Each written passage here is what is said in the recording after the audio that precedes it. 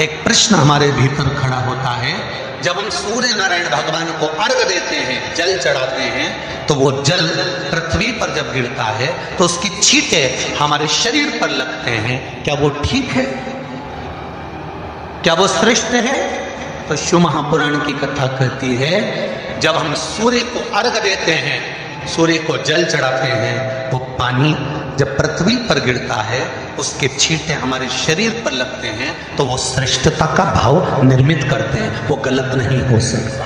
कारण अब वो भी समझ लीजिए।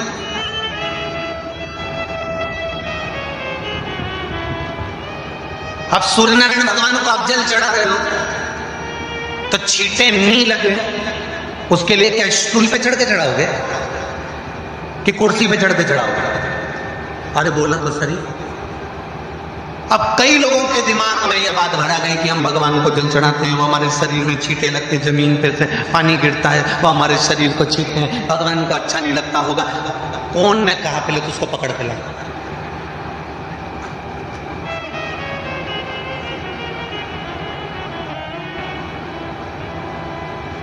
क्योंकि मेरे राम जी महाराज, मेरे भगवान कृष्ण, बड़े बड़े संत, साधु, सन्यासी, तपस्वी, साधक, उपासक जितने भी हुए, जिन्होंने सूर्य की आराधना करी, इन्होंने टेबल पे चढ़कर या कुर्सी पे चढ़कर जल नहीं चढ़ाया। इन्होंने पृथ्वी पर खड़े होकर ही, क्योंकि पृथ्वी तत्व के देव हैं शिव। जब हम मृत्यु लोक पर खड़े होकर, पृथ्वी पर खड़े होकर भगवान शंकर का भाग पृथ्वी तत्व को धारण कर कर जल को हाथ में लेकर जब समर्पित करते हैं, और जो जल नीचे गिरता है वो शरीर पर अगर लगता है तो हमको उसका आशीर्वाद ही प्राप्त होता है, दोष नहीं लगता। पर लोगों ने इसको विपरीत कर दिया। कि कौन ने विपरीत करा? कई लोगों ने इसको विपरीत कर दिया। कौन ने विपरीत करा? तो जो दूसरे धर्म के लोग होते हैं, जिनको हिंदू धर्म से नफरत होती है और जो हिंदू धर्म की पूजन, सेवा, अर्चना को समाप्त करना चाहते हैं, वो धीरे धीरे धीरे धीरे कहने लगे कि सूर्य को जल चढ़ाओगे तो शरीर में लगेगा, शरीर में लगेगा तो दोष लगेगा। इसको कह कहकर घर घर में सूर्य को जल चढ़ाना लोगों ने बंद कर दिया कि आप जल चढ़ाएंगे तो दोष लगेगा, शरीर पे छींटा लगेगा, शरीर पर ऐसा लगेगा। ये दोष नहीं। कितनी सुंदर बात है महाराज। सूर्य नारायण भगवान को जब जल चढ़ाया जाता है, हाथ सिर से 8 इंच की दूरी पर होना चाहिए। जम के बोलिए, सिर से कितना ऊंचा होना चाहिए? 8 इंच ऊपर अपना हाथ होना चाहिए मस्तक से सूर्य को जल चढ़ाते समय। और न चांदी का, न स्टील का, न लोहे का, न प्लास्टिक का, न कांच का, न सोने का कोई बर्तन, न कांसे का, न एल्युमिनियम का, न पीतल का, केवल एक पात्र होना चाहिए, वो है तांबे का। काय का पात्र होना चाहिए? तांबे का पात्र। और सूर्य नारायण भगवान को जब 8 इंच ऊपर तुम्हारा हस्त है, और जब हम सूर्य को जल चढ़ा रहे हैं, कैसे जल चढ़ाना है वो भी समझ लीजिए। अगर कोई कैंसर का मरीज है, जिसके चेस्ट में कैंसर आ गया हो, लेफ्ट में, राइट में कहीं पर कैंसर आ गया हो, या कोई गठान आ गई हो, तो महाराज आप जल चढ़ाते समय उस जल की धार को सूर्य भगवान को जब चढ़ा रहे हो, तो धार आपकी गठान की ओर जाना चाहिए, जिससे सूर्य की किरण उस जल में से आपके उस स्थान पर पड़े, उस जगह पर पड़े जहां पर गठान है। महाराज आप लगातार जल तो चढ़ाना चालू करो, अच्छे अच्छे डॉक्टर फेल हो जाएंगे और कह देंगे गठान ठीक हो।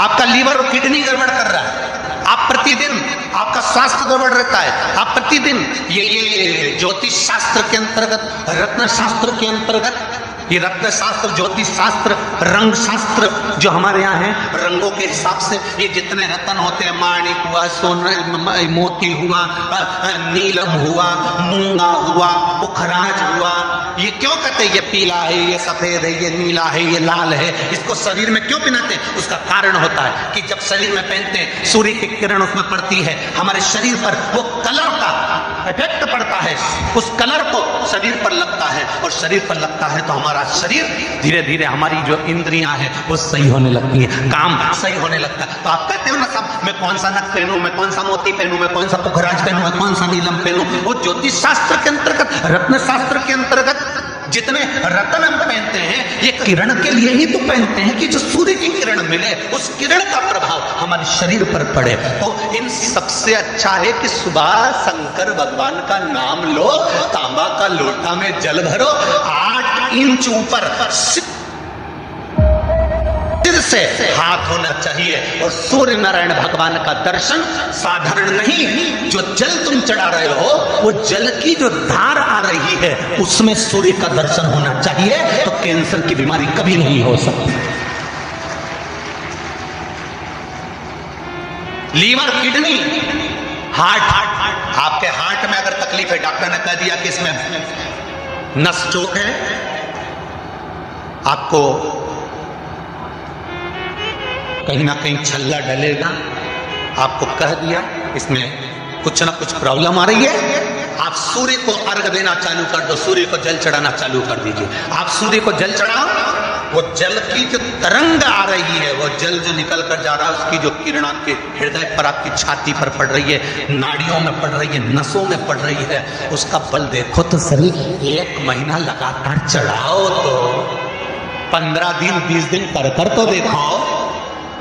क्यों राम जी महाराज जल चढ़ाते थे, क्यों भगवान कृष्ण जल चढ़ाते थे सूर्य को, क्यों दशरथ जी महाराज जल चढ़ाते थे, क्यों कश्यप ऋषि जल चढ़ाते थे सूर्य को, सारे 33 कोटि देवता, सारे ऋषिवर, साधु संत सन्यासी तपस्वी साधक उपासक सब भगवान सूर्य को अर्घ दिया करते थे। क्यों देते थे, किस लिए?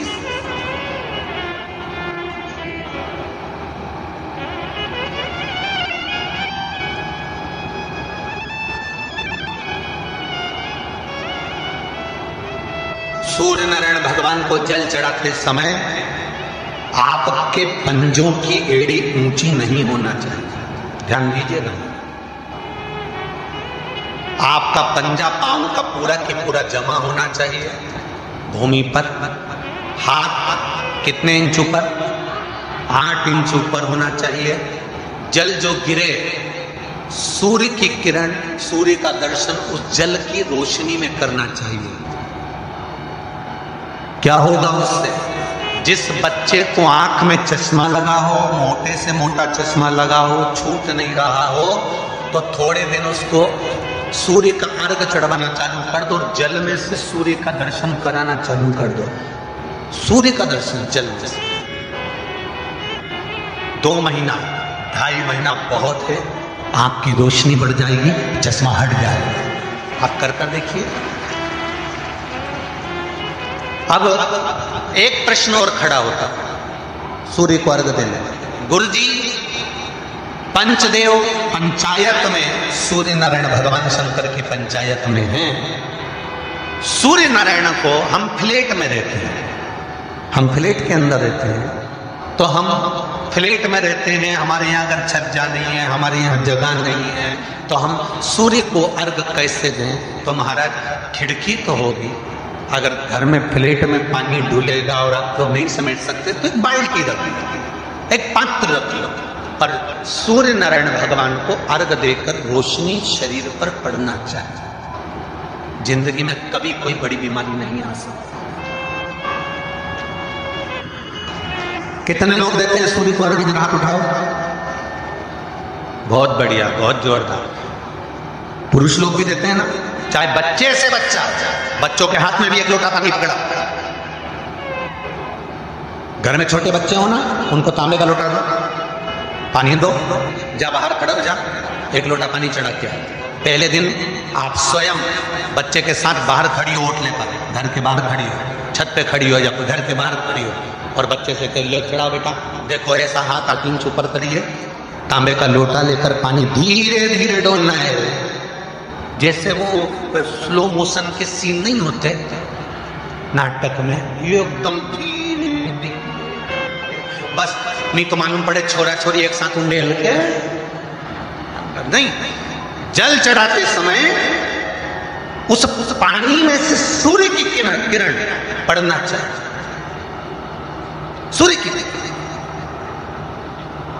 एक बात और कहना चाहूंगा, अगर आप लोग स्वीकार करेंगे तो, अगर कहीं आपको लगता हो कि बच्चा पढ़ने में कमजोर है, विद्या में कमजोर है, रिजल्ट अच्छा नहीं आ रहा, पढ़ने में कमजोर है, वो पढ़े अपनी जगह पढ़े, वो कार्य करे अपनी जगह करे, मेहनत करे अपनी जगह करे। बच्चों को कह दो कि कुछ समय के लिए सूर्य को अर्घ देना चालू कर। सूर्य की किरण जहां पर ब्राह्मण या हिंदू धर्म का व्यक्ति मस्तक पर तिलक लगाता है, भुकुटियों के बीच में उस सूर्य की किरण इस भुकुटी के बीच पड़ना चाहिए, परंतु पानी कम से कम ना करते हुए स्लो मोशन में धीरे धीरे गिरना चाहिए, एकदम धीरे धीरे। तो यहां एक रेखा सूर्य की किरण से पड़ती है। चंद्रदेव का लड़का था,